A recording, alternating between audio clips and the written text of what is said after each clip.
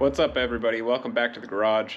Today we're not going to be making any progress on Project Ivy, but I am going to talk to you about what the plan is for the car, the color I wish to paint it, and the drivetrain that is eventually going to go into this car. I do have a lot of items to take care of before that can take place, but a lot of it isn't what I would consider to be film worthy. So I'm not going to show you every little thing. I got a couple patches to do. I got a lot more grinding to do. But instead of dragging you along through that, we're just going to talk about what the plan is. So you're going to see a couple other vehicles that haven't made a debut on the channel yet, but they all have long-term plans and goals that will eventually be filmed and shared with you. So thanks for joining me, and let's get to it.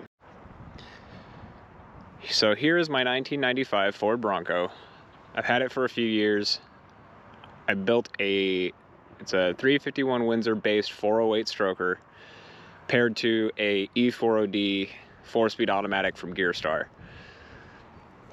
If you noticed on my shorts feed a while back, I blew up the rear end in this thing.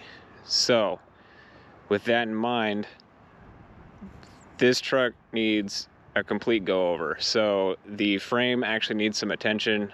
The spring pockets are shot on the passenger side, and the rear body mounts are also rusted out. This is a New Jersey truck, so rust is an issue. Body wise, it's fine. I took care of all that a few years back, but it could have done better. For the engine on this is a 408 that I built probably 5 years ago now, and it runs strong and makes good power. This thing will go 0 to 60 in about 6 seconds. With that, this is the engine that's actually going to go into the Mustang, and when the Mustang's done, this will go in the garage and it'll be priority. So this is the engine that is going to be going into Project Ivy. It's a 351 Windsor based 408 stroker, scat rotating assembly, Icon pistons, 10 3/4 to 1 compression, 220 intake, Edelbrock heads, and a Victor Jr. intake manifold, topped with a Sniper EFI. The Sniper EFI has had a bad rap for RFI, or radio frequency interference. I have not had very many issues with that in this vehicle, although it could become a problem in the Mustang. We will have to see how that pans out. So since we now know what we're doing for an engine, let's go take a look at what I have planned for a transmission.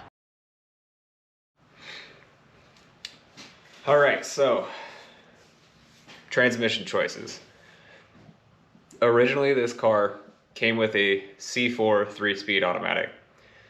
Going down the freeway, it wasn't cutting it. 70 miles an hour was like 3,000 RPMs. It did not make for a comfortable ride. So what I decided to go with, just for accessibility and ease of installation, was a T5 from an 87 Fox Body Mustang. So I went on Facebook Marketplace and I found one for 150 bucks. I have not pulled this thing apart, so I honestly don't know what the condition is. Regardless, 5-speed, so there's 2 extra gears, it has an overdrive. This will make this car so much more fun to drive because it's the old stick shift, and will allow it to cruise down the freeway at such a lower RPM. It'll make this car run cooler. I'll get better gas mileage. It'll be all around just a better option. Now, with the engine that I'm pairing to this dinky little T5, and I mean dinky, this thing is small, there is the potential that the engine will exceed the torque rating of this transmission. It might blow up. It might make for some good content. We'll see. But ultimately, I would like to do something along the lines of the Tremec TKX or the T56. Both of those would be great choices if you had the wallet to be able to throw at that. They are not cheap. This was, so that's what I'm going for. I did have to order a bell housing for this. So it's one reason why I'm not working on the car. Summit Racing shipped it out. It says it'll be here tomorrow. So this weekend, we'll sling the engine and transmission into the car, start checking for any fitment issues. My biggest concern is shifter location with the current hole that's in the trans tunnel. I might have to move it. I don't think so. These transmissions seem to be marginally close to each other in dimension between the C4 and this T5. So I'll swing the engine and trans in, make sure everything fits properly, and then I'll have to pull it right back out. The engine will go on a stand, and I'll have to get clutch and all the other doodads to make it work. I do have a lot left to get done on this car before I get to the point of actually putting drivetrain into it, but this will at least give you an idea if I have to make any changes. All right, let's talk rear axles. So this car originally came with a 4 to 8 inch. I decided to move my way to a 4 to 8.8 out of a 95 Mustang. Nice part about this is it came with disc brakes. The downside is it's a C-clip axle. What that means is the axle shafts are retained inside the carrier using 2 small steel C-clips. The issue with that is if I were to break an axle shaft, this wheel and tire are leaving the party chat. They're going down the freeway past me, and this fender is hitting the ground, and I'm going to be very upset. So to mitigate this problem, what we're going to do is a C-clip eliminator kit. I've never done one before, so when we go to do this, we're going to learn together. This axle has 278 gears. It is a posi unit, so we got that going for us. Downside, C-clips. So this is what we're doing for the rear. I will have to make some modifications for the drive shaft. I did have to cut off all the original brackets that came off the car, because originally the 95 has a 4-link. I am currently not set up for a 4-link in this. This is still leaf springs. All right, let's talk paint. So this car came from the factory, Highland Green. I do plan on sticking to the green theme, and it's going to be a Eastwood color called Jaded Green. Kevin Tates did a 66 or 65 Mustang, I'm not 100% sure, with Eastwood years ago, and he painted that color.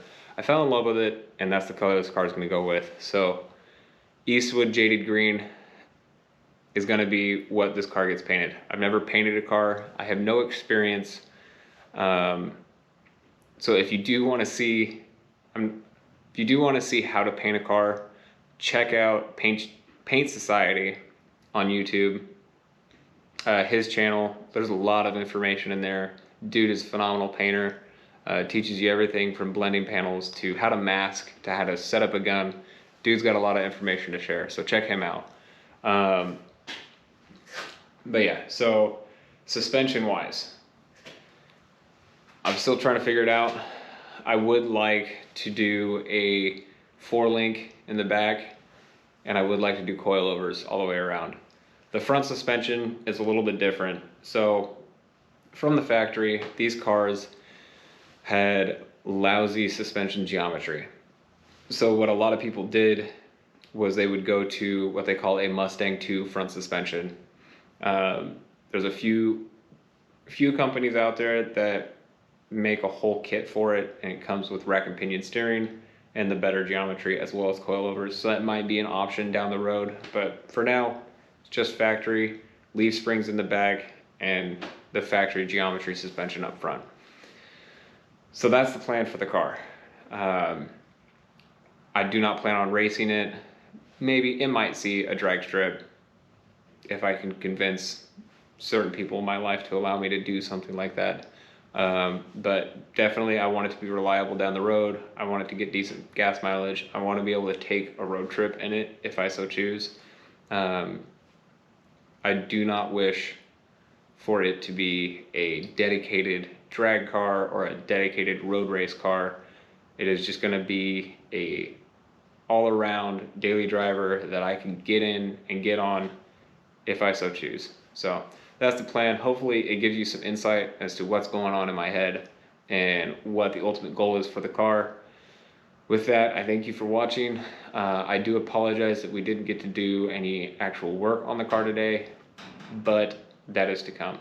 I do have parts coming in, and this weekend we'll be pulling the engine out of the Bronco and setting it up with the T5 and swinging it into the car, and I will bring you along for that, and we'll see how this all fits together. So thanks for watching. I appreciate you coming to hang out, and I'll catch you next time.